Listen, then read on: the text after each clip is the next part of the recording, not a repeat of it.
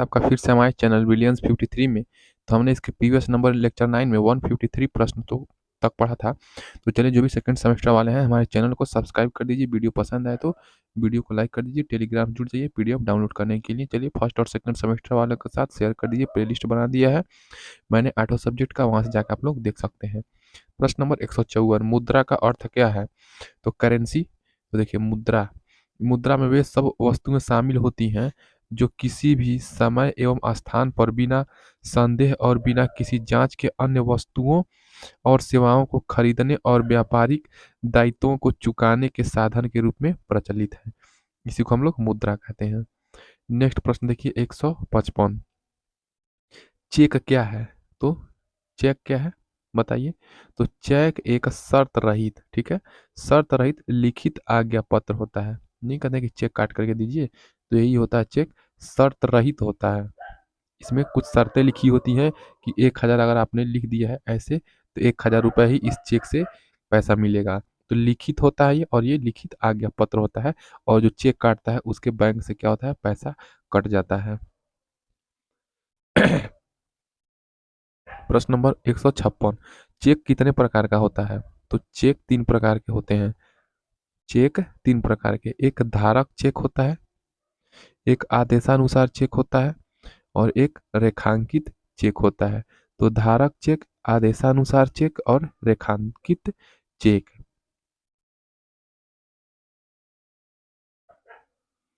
Next प्रश्न देखिए 157, bank draft क्या है? तो बैंक ड्राफ्ट या डिमांडिंग ड्राफ्ट, तो बैंक ड्राफ्ट कहिए या डिमांडिंग ड्राफ्ट आज्ञा पत्र होता है जिसको लिखने वाला बैंक जिसको लिखने वाला बैंक अपनी अन्य शाखा को आदेश देता है कि उसमें लिखित धनराशि का उसमें लिखित व्यक्ति, शाखा या संस्था को मांगने पर भुगतान कर दे। इसी को हम लोग क्या कहते हैं, बैंक ड्राफ्ट या डिमांड ड्राफ्ट। यानी कि मान लीजिए कोई बैंक बैंक ड्राफ्ट या डिमांड ड्राफ्ट बना रहा है और ये दूसरे बैंक के पास भेज रहा है, तो ये बैंक क्या करेगा, कहेगा कि तुम जिस भी व्यक्ति के नाम का ये बैंक ड्राफ्ट है, कि इस संस्था, इस स्कूल या इस विद्यालय को या इस शाखा को क्या करना, ये पैसा दे देना, ये भुगतान कर देना।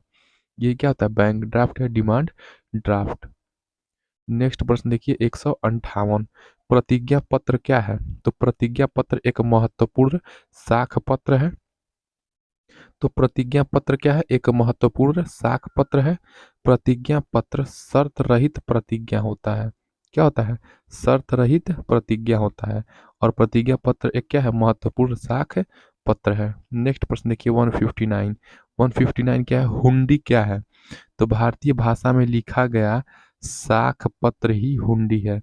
तो भारतीय भाषा में जो साख पत्र लिखा जाता है उसको हुंडी कहते हैं, जिसमें लिखने वाला किसी निश्चित व्यक्ति को आश्वासन देता है। तो जो व्यक्ति क्या करता है, हुंडी लिखता है, वो किसी निश्चित व्यक्ति को आश्वासन देता है कि वह उसमें लिखित धनराशि का भुगतान स्वयं को या उसमें लिखित व्यक्ति को अथवा उसके आदेशानुसार धारक को दे दे।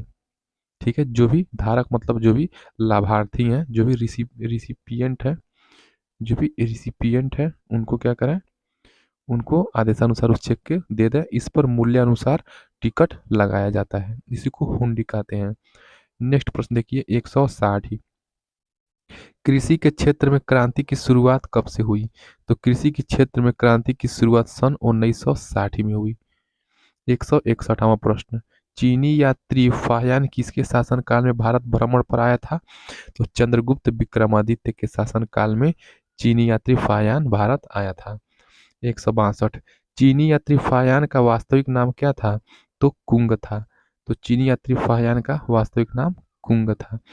प्रश्न नंबर 163, फाहियान का क्या अर्थ है? तो फाहियान का अर्थ है धर्म गुरु अथवा धर्म रक्षक।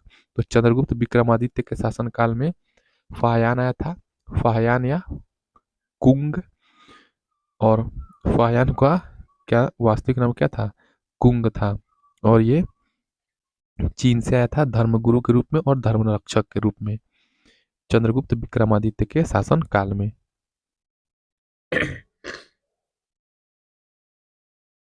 नेक्स्ट प्रश्न 164, गुप्त वंश का अंतिम योग्य शासक कौन था? तो गुप्त वंश का अंतिम योग्य शासक स्कंदगुप्त विक्रमादित्य था। तो गुप्त वंश का अंतिम शासक कौन था? स्कंदगुप्त विक्रमादित्य।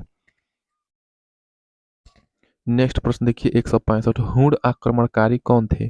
तो हूण लोग मध्य एशिया के खानाबदोश जंगलियों के समूह थे। तो हूण कौन थे?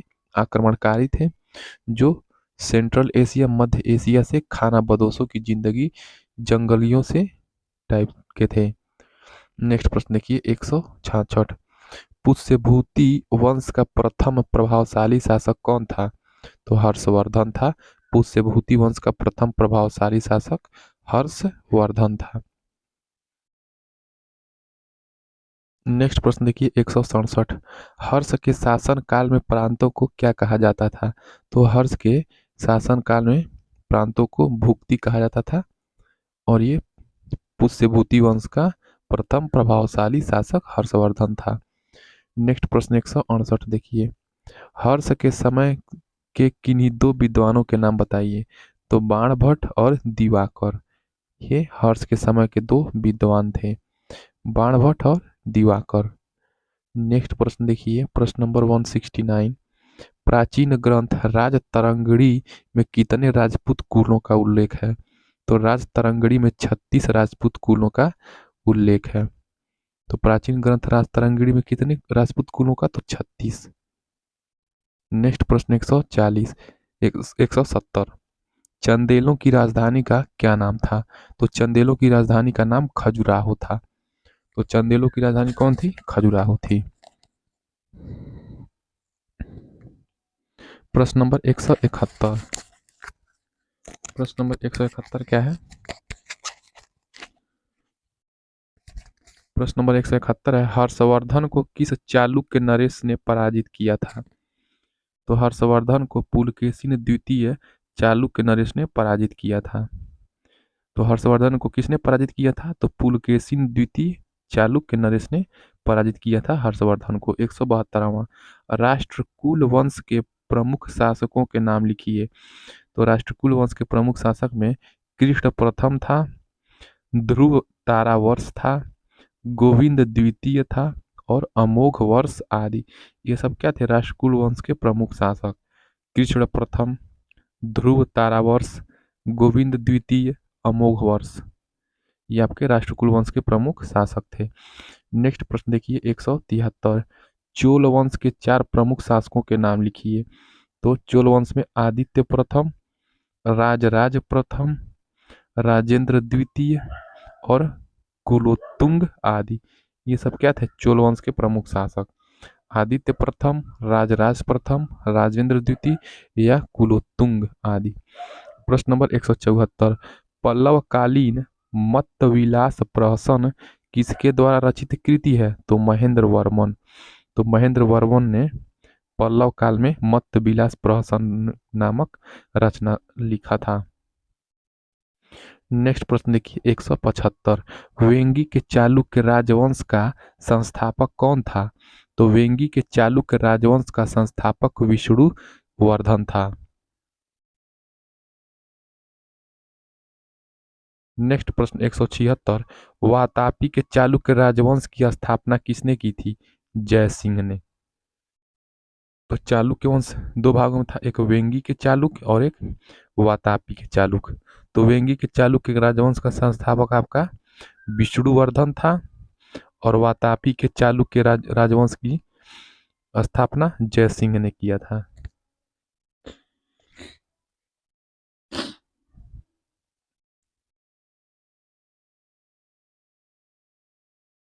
प्रश्न नंबर 177 देखिए। पल्लव वंश की राजधानी कहाँ थी? पल्लव वंश की राजधानी कांची थी।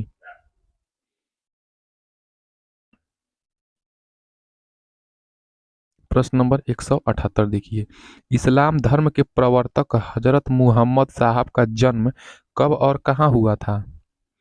तो इस्लाम धर्म के प्रवर्तक हजरत मुहम्मद साहब का जन्म 570 ईस्वी हिजरी संवत से 53 वर्ष पूर्व अरब के मक्का नगर में हुआ था।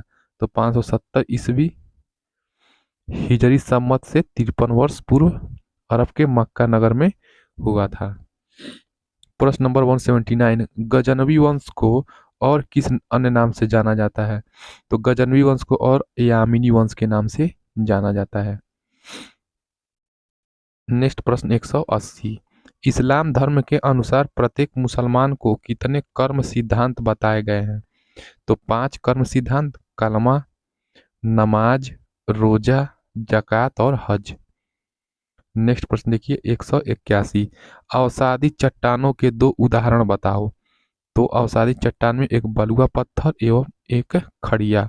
तो अवसादी चट्टानें क्या होती हैं? जो जीव जंतुओं से निर्मित होती हैं, पेड़ पौधों से निर्मित होती हैं, इन्हीं अवसादी चट्टान कहते हैं। तो ये बलुआ पत्थर होता है और खड़िया। 182, पृथ्वी की आंतरिक संरचना की परतों के नाम लिखिए। तो पृथ्वी की आंतरिक संरचना में क्या है? भूपर्पटी है, मैंटिल है एवं कोर है। मैंने आपको बताया है ऐसे, ये क्रस्ट, उसके बाद मेंटिल और सबसे लास्ट में कोर। नेक्स्ट प्रश्न देखिए 183, रूप परिवर्तनकारी कारक किन्हें कहते हैं? तो रूप परिवर्तनकारी कारक, तो भूपटल, यही हमारा क्या है? क्रस्ट है, यही भूपटल है। तो भूपटल के भूदृश्य बनते एवं बिगड़ते रहते हैं, ठीक। भूदृश्यों के विकास एवं विनाश में समेकित रूप से जिन कारकों का प्रत्यक्ष एवं परोक्ष रूप से योगदान होता है, उन्हें धरातल पर रूप परिवर्तनकारी कारक कहते हैं। तो ये धरातल है, इस पे क्या होती है? भूदृश्य जो होते हैं वो चेंज होते रहते हैं, परिवर्तित होते रहते हैं। तो संपूर्ण रूप से इन कारकों का पीछे कोई न कोई है, प्रत्यक्ष एवं परोक्ष रूप से योगदान होता है। तो जिन कारकों का धरातल पर भूदृश्यों के विकास एवं विनाश में योगदान होता है, उसे हम रूप परिवर्तनकारी कारक कहते हैं। उनको 2 भागों में विभक्त किया जाता है, अंतर्जात बल एवं बहिर्जात बल। तो रूप परिवर्तनकारी कारक को हम लोग 2 भागों में, एक अंतर्जात बल या एक्सोजेनेटिक फोर्स कहते हैं इसको, एक्सोजेनेटिक फोर्स। इसमें अंतर्जात बल में भूकंप आता है। भूकंप से क्या होता है? भूदृश्य में देखिए थोड़ा मोड़ा चेंजेस हो जाता है और विनाश भी होता है भूकंप से। और बहिर्जात बल में क्या जाएगा? बाढ़ आ जाएगा, सुनामी आ जाएगा। क्या होगा? इससे भी क्या होता है? भूदृश्य में चेंजिंग होता है, तो इसको हम लोग बहिर्जात बल कहते हैं। और इसको अंतर्जात बल और बहिर्जात बल को समेकित रूप से हम लोग क्या कहते हैं? रूप परिवर्तनकारी कारक।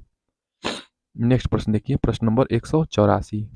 प्रश्न नंबर 184 क्या है? मैग्मा क्या है? तो धरातल के अंदर अर्ध तरल पदार्थ पाया जाता है, जिसे मैग्मा कहा जाता है। धरातल के अंदर जो अर्ध तरल पदार्थ पाया जाता है उसे मैग्मा कहा जाता है। नेक्स्ट प्रश्न देखिए 185, लावा किसे कहते हैं? धरातल के अंदर का अर्ध तरल पदार्थ जब धरातल पर निकल कर फैल जाता है तो इसे लावा कहते हैं। अब मैग्मा क्या होता है?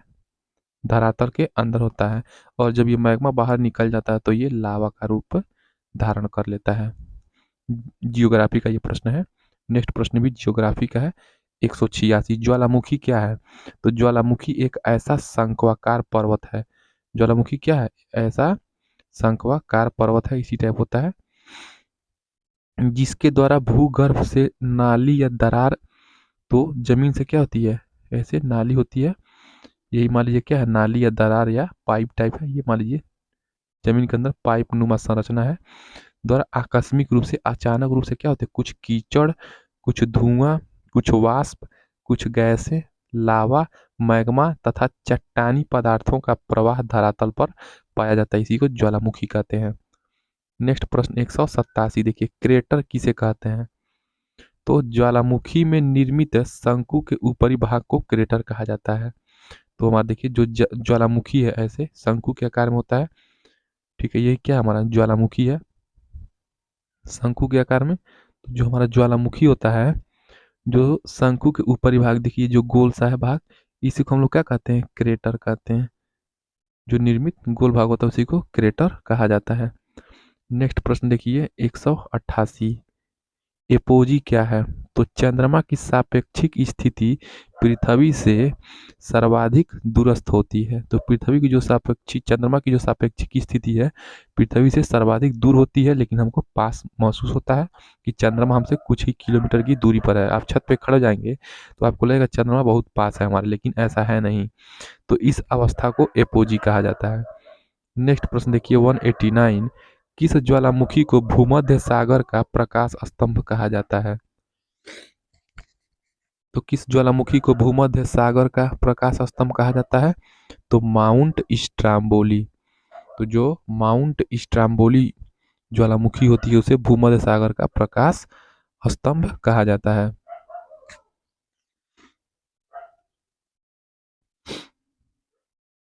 नेक्स्ट प्रश्न देखिए प्रश्न नंबर 190। प्रश्न नंबर 190 क्या है? वायुदाब का मापन किस में किया जाता है? तो वायुदाब का मापन मिली बार में किया जाता है। तो वायुदाब किस में मापते हैं? तो मिली बार याद रखेंगे। नेक्स्ट प्रश्न देखिए 191। पृथ्वी पर वायुदाब की कितनी पेटियां पाई जाती हैं?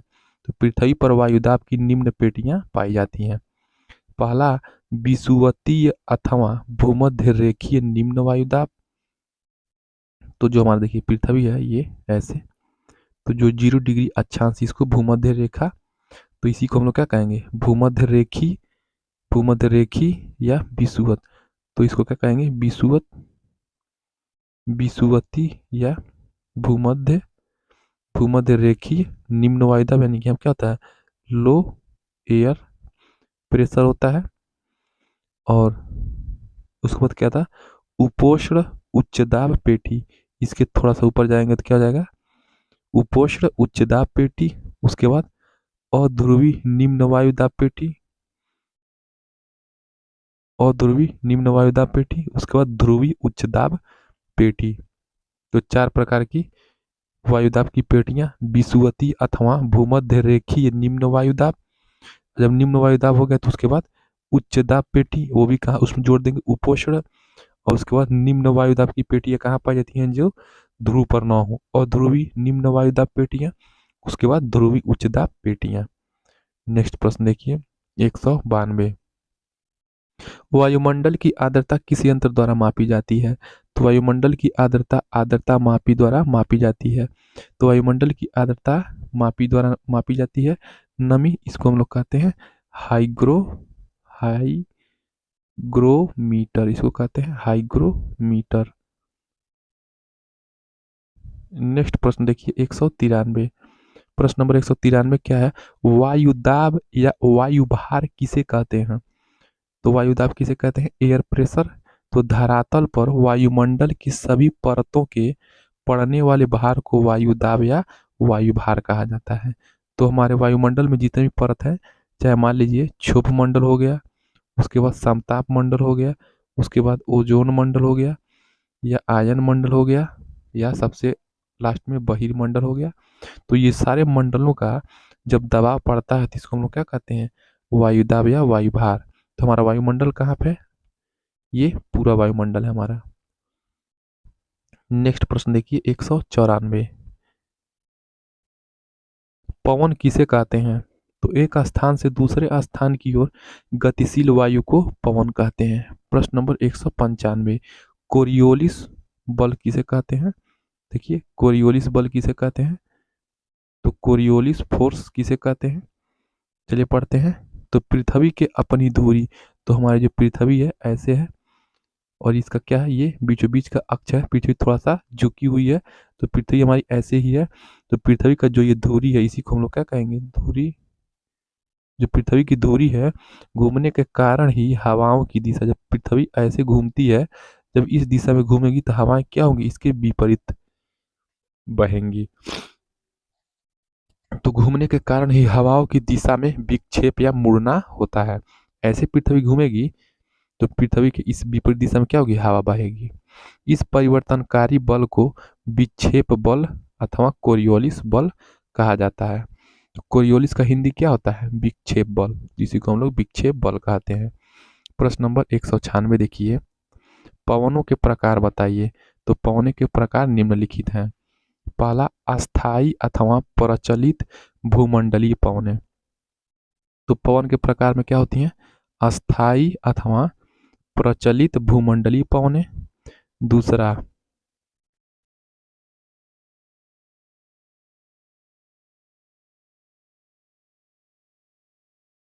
सामयिक या मौसमी अथवा अस्थाई पवन है। तीसरा स्थानीय पवन है।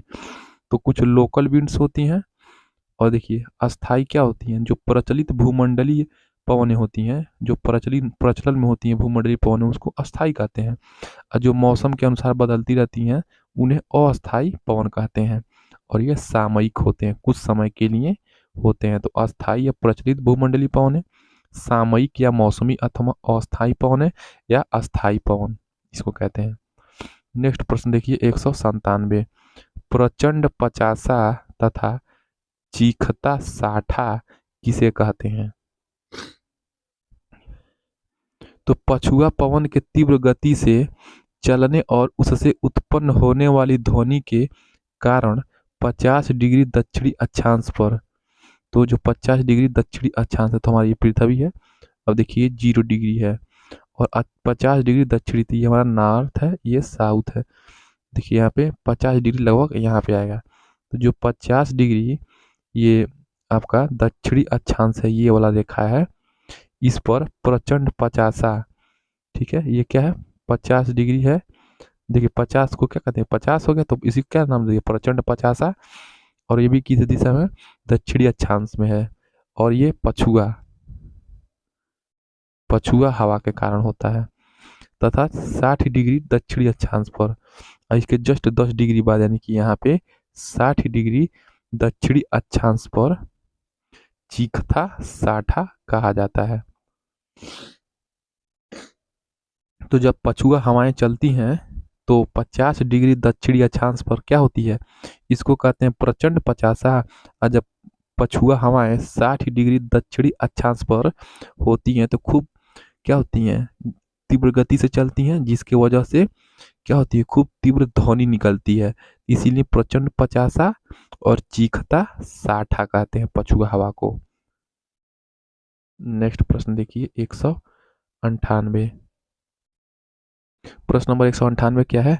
ट्रेड विंड्स किसे कहते हैं? तो ट्रेड मतलब क्या होता है? व्यापार होता है। ट्रेड, सॉरी स्पेलिंग गड़बड़ हो गया। Trade winds, TRADE। तो जो व्यापारिक हवाएं हैं उन्हीं को हम लोग ये ट्रेड विंड कहते हैं। तो व्यापारिक सनमार्गी पवन को अंग्रेजी में ट्रेड विंड्स कहते हैं। तो जो व्यापारी सनमार्गी पवन होता है उसको हम लोग ट्रेड विंड्स कहते हैं। नेक्स्ट प्रश्न देखिए 199। प्रश्न नंबर 199 क्या है? मानसूनी पवनें क्या है? तो वे पवनें जिनकी दिशा में मौसम के अनुसार पूर्ण परिवर्तन आ जाता है। तो वे पवनें जिनकी दिशा में मौसम के अनुसार क्या होता है? पूर्ण परिवर्तन आ जाता है, मानसूनी पवनें कहलाती हैं। 200वां प्रश्न देखिए, चंद्रगुप्त मौर्य का जन्म कब हुआ था? तो चंद्रगुप्त मौर्य का जन्म लगभग 345 ईसा पूर्व में मौर्य या मौर्य वंश के क्षत्रिय कुल में हुआ था। तो चंद्रगुप्त मौर्य का जन्म लगभग 345 ईसा पूर्व में मौर्य या मौर्य वंश के क्षत्रिय कुल में हुआ था। तो चलिए नेक्स्ट प्रश्न हम लोग नेक्स्ट वीडियो से पढ़ते हैं। चैनल को सब्सक्राइब कर लीजिए, वीडियो पसंद आए तो लाइक कर दीजिए, टेलीग्राम से जुड़ जाइए। जय हिंद।